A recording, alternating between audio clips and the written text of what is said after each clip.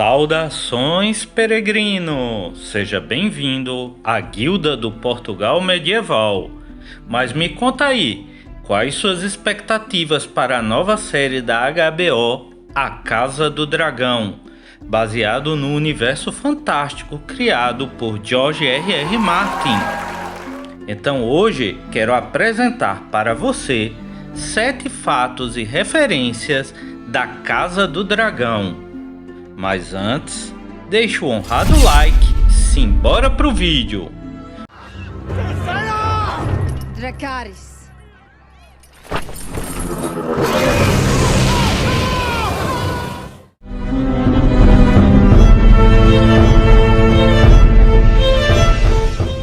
Alguns peregrinos me questionam sobre o famoso brasão da Casa Targaryen, cuja leitura seria: de sable com um dragão tricéfalo de goles, armado e linguado de prata, tendo como divisa Fire and Blood.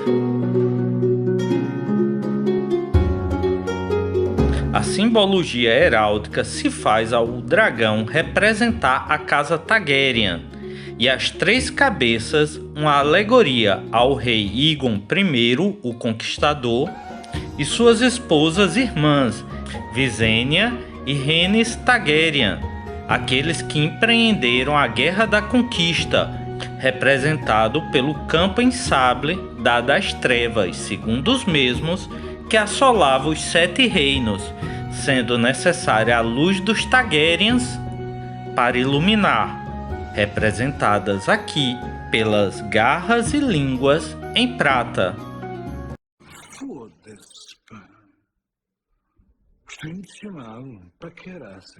Embora seja um brasão simples, mas imponente, este desrespeita algumas normas heráldicas, como a primeira lei da heráldica, visto termos um esmalte sobreposto a outro esmalte.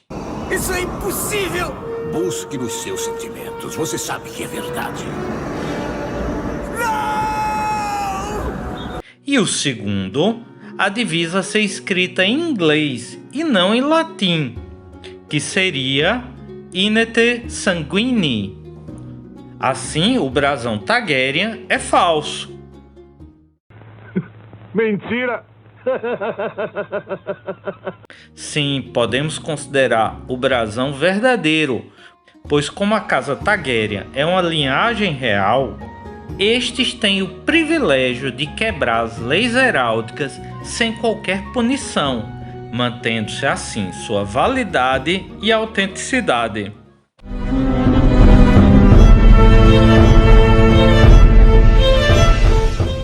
A primeira cena da Casa dos Dragões apresenta a questão sucessória da coroa do rei Jaehaerys, visto que este perdera seus então filhos, Aemon e Baelon.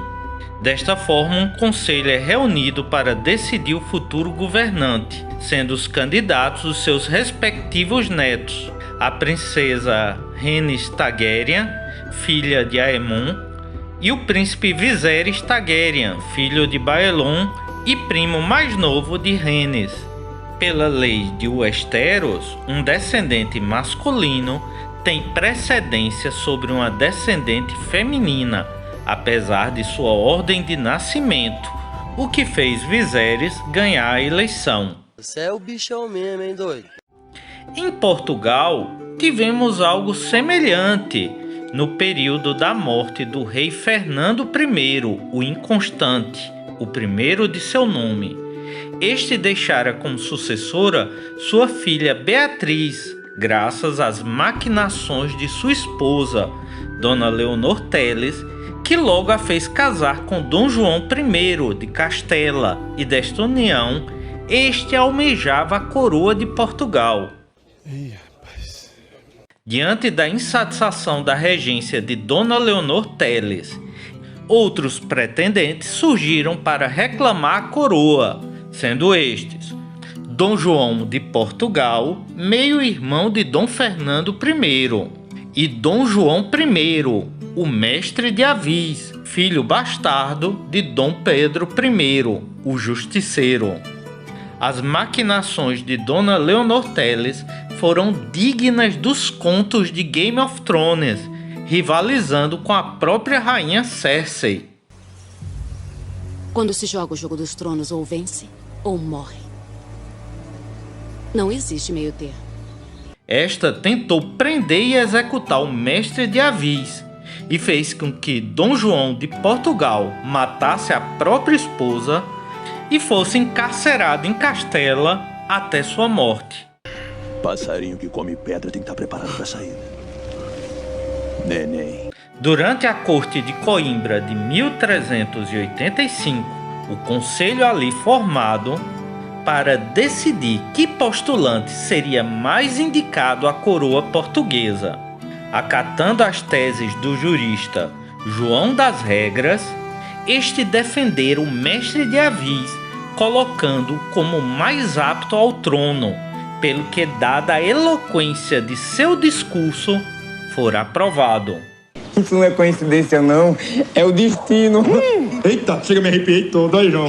João de Castela, revoltado e ansiando a coroa portuguesa, iniciou uma guerra inclemente contra o novo rei, encontrando a derrota no campo de batalha não uma, mas por 3 vezes, em Atoleiros, Troncoso e Aljubarrota.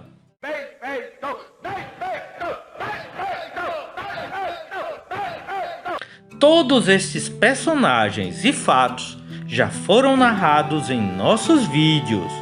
Acesse a nossa página e assiste lá.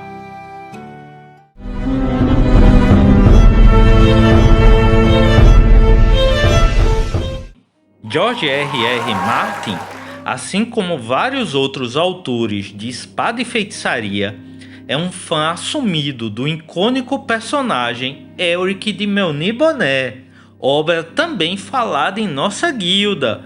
Clica neste card para ver. É mentira dele. O quê? Você duvida?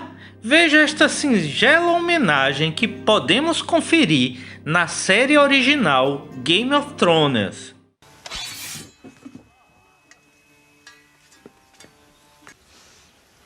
Such a great sword should have a name. What shall I call her? Stormbringer. Lembra aos peregrinos que Stormbringer é a famosa espada diabólica pertencente a Elric de Melniboné.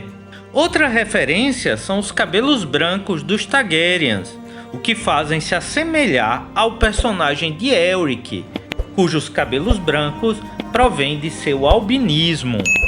Outro fato são seus costumes pouco ortodoxos, como incesto, e suas relações com os dragões, fato este também comum à raça dos Melnibonianos. Eu não sabia. Quanto ao primeiro episódio, vemos que Daegon Targaryen ostenta um estiloso elmo com um dragão de asas abertas, o mesmo elmo que é descrito nas vestimentas de combate de Elric.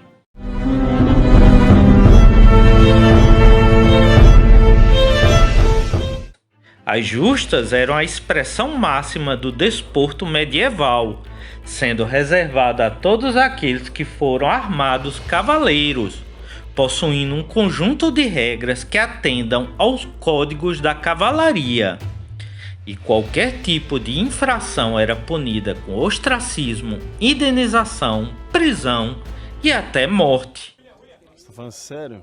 Fazendo a análise do torneio do primeiro episódio, vemos que Daegon Targaryen, membro da Casa Real e naquele momento principal sucessor de um rei, tem o privilégio de escolher o seu oponente. Já este corre um sério risco em ferir ou mesmo matar alguém de uma estirpe real. Então seria de bom tom ele ter desistido do combate. Ao chegarem a um impasse de uma vitória de cada um em um curso, Daegon procede com uma severa infração e foca em atingir a montaria do oponente. Meu bem, é horrível isso. Por que ele não fora então punido? pelo privilégio de ser irmão do rei, cabendo somente a este decidir sua punição, motivo que leva ao seguimento do combate apeado e sua futura derrota definitiva. Me vai. Preparado? Aí dentro.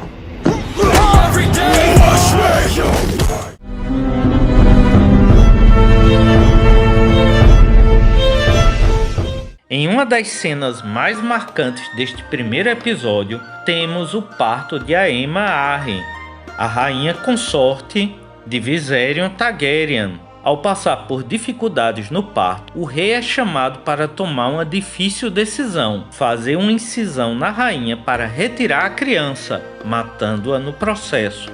Embora seja uma decisão impactante na vida de Viserys, dado seu amor à esposa, as obrigações do reino em deixar um sucessor falaram mais alto. Era um pensamento comum na era medieval. Mulheres eram propriedades para serem ornadas e exibidas, devendo cumprir com a obrigação de gerar filhos para seus maridos. Eu sou machista. Para mim, a mulher é inferior ao homem. Por isso é que eu só como homens. Só homens. O casamento era marcado mais para gerar benefícios mútuos do que para criar uma relação entre duas pessoas apaixonadas. A decisão de Viserys foi em pesar o que seria mais insubstituível: a possibilidade de um primogênito masculino que herdaria sua coroa, pois uma rainha poderia ser futuramente substituída, tão logo acabasse o luto.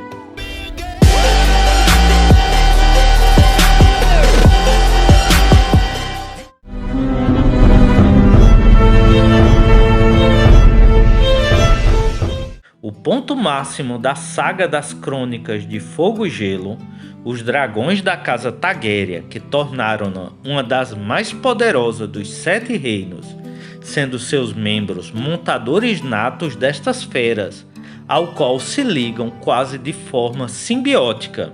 Conforme são apresentados na série, estes são distinguidos por tamanho, formas e cores, mas todos são dotados de cauda, um par de asas e patas e cuspidores de fogo. Meu reinado apenas começou.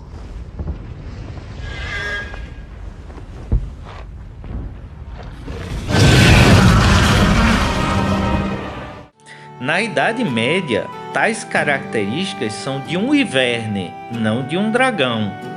O Wyvern é uma espécie de serpente dotada de asas e somente um par de patas, enquanto que um dragão é descrito com 2 pares de patas.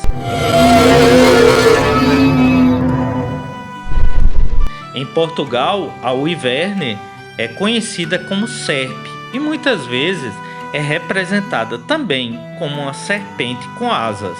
Nos bestiários medievais, dragões ou wyverns não cospem fogo, mas podem ser venenosos e alternarem de tamanho, sendo seres que se alimentam de sangue e usam suas caudas como chicote.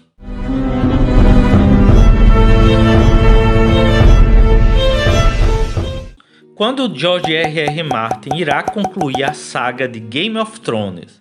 Não sei.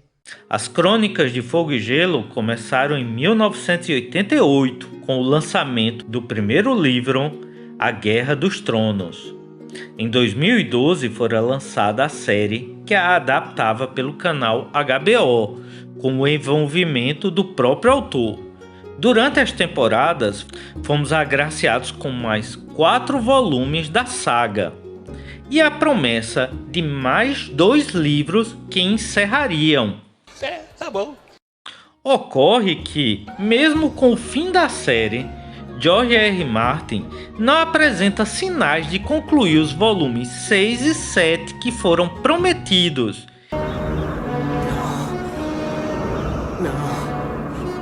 Não é verdade. Bem, a verdade em que acredito é que George nunca irá escrever tais livros, por o quanto ele ganhou em dinheiro e fama com a série foi muito superior ao que ganhava com a venda de livros, tornando extremamente famoso podendo usufruir muito bem da vida. Então hoje ele prefere se envolver no universo cinematográfico, não tendo interesse em escrever. Ah, agora eu entendi! Receio que seu livro, por conter variações criativas, se eventualmente lançado, ser considerado inferior à série. Então, para ele, é melhor ir levando do jeito que está. E então, peregrino, o que achou de nosso conteúdo? Tá gostando da série A Casa do Dragão? Coloca aqui em nossos comentários o nome do personagem que você mais gostou da série. Não deixe também de postar elogios, sugestões ou críticas. E nos vemos no próximo vídeo. Até lá, peregrino!